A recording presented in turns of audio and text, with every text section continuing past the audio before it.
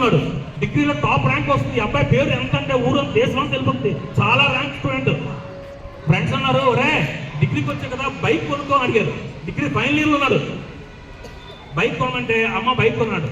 నాకు డబ్బులు లేవంటే నువ్వు వెయిట్ చేస్తావు తెలియదు, బతుకుతావో చస్తావో తెలీదు, నాకు బైక్ కొన్నాను అన్నాడు. డిగ్రీ ఫైనల్ ఉన్నాడు. బైక్ కొన్నది అమ్మ, ఇల్లు దొంగ పెట్టింది. బైక్ కొన్న తర్వాత ఏమైంది, స్పీడ్గా వెళ్తుంటే యాక్సిడెంట్ అయింది. యాక్సిడెంట్ అయితే అబ్బాయికి ఆ యాక్సిడెంట్ చిన్న చిన్న దెబ్బలు కాకుండా కన్నుకి, ఈ కన్ను ఒక కన్ను రైట్ సైడ్ కన్ను తెల్లటి పొర ఉంటుంది, దాన్ని ఇంగ్లీష్లో కార్నియా అంటారు, కార్నియా. ఆ తెల్లటి పొర పోయింది. ఈ పెద్ద ఆయన ముసలైన హాస్పిటల్ తీసుకొచ్చాడు ఈ అబ్బాయిని. ఏమంటే కన్ను పోయింది, ఇంక ఈ అబ్బాయి పీసీగా చెయ్యాలి, డిగ్రీ కాకుండా ఇంక పెద్ద పెద్ద చదువులు చదవాలి, ఈ కన్ను లేకపోతే చెయ్యలేదు. అయితే ఎవరైనా కన్ను డొనేట్ చేస్తే ఆ కన్ను ట్రాన్స్ప్లాంటేషన్, వాళ్ళ కన్ను బతుకున్న వాళ్ళు ఎందుకు కన్ను కన్ను తీసేస్తే ఆ కన్ను వస్తుందని చెప్పారు.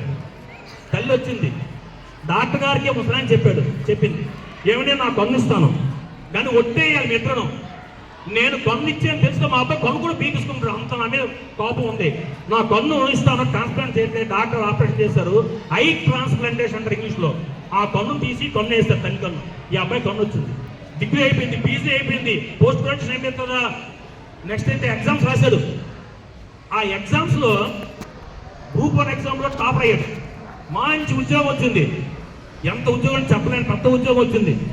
ఆ ఊర్లో వాళ్ళ అబ్బాయిని సన్మానం చేస్తున్నారు. ఈ అబ్బాయికి అప్పుడు గవర్నమెంట్ కారు ఇచ్చింది, కారులో వస్తున్నాడు. ఈ విషయాలు అమ్మ తెలిసి ఈ బాబుని చూద్దాం వచ్చింది. ఎలా ఉంది, కొద్దిగా మాసిపోయిన బట్టలు, కన్ను లేకపోవడం, చింపులు చుట్టూ వస్తే కారు దగ్గరకు వచ్చేసరికి నువ్వు ఎందుకు వచ్చావని నానా తిట్టాలి అమ్మని. అక్కడే ఇప్పుడు ముసలాయన ఉన్నాడు. అప్పుడు చెప్పాడు, నాయనా నీకు విషయం తెలుసా, నువ్వు 3 నెలలు కడుపుతో మీ నాన్న చనిపోయాడు, మీ అమ్మ వచ్చిన డబ్బుల్లో తన భోజనం కూడా మానేసి నువ్వు ఆరోగ్యంగా ఉండాలని చెప్పి డబ్బులతోటి నీకు హ్యాపీగా ఉండాలని మంచి ఆహారం తిన్నది.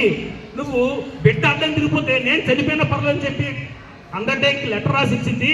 ఆ రోజు కానీ మీ అమ్మ పోతే ఇంకొన్ని గంట అనలేదు, నీకోసం తన ప్రాణాన్ని త్యాగం చేయడానికి లెటర్ రాసి ఇచ్చింది. నువ్వు 10th క్లాస్ చదువుతున్నప్పుడు ఎక్స్కర్షన్కి అప్పు తీసింది, ఇంకా అప్పు తీరలేదు. నువ్వు డిగ్రీ చదువుతున్నప్పుడు బైక్ కావాలన్నావు, ఆ బైక్ కోసం ఏంటి ఇల్లు తాకట్టు పెట్టింది.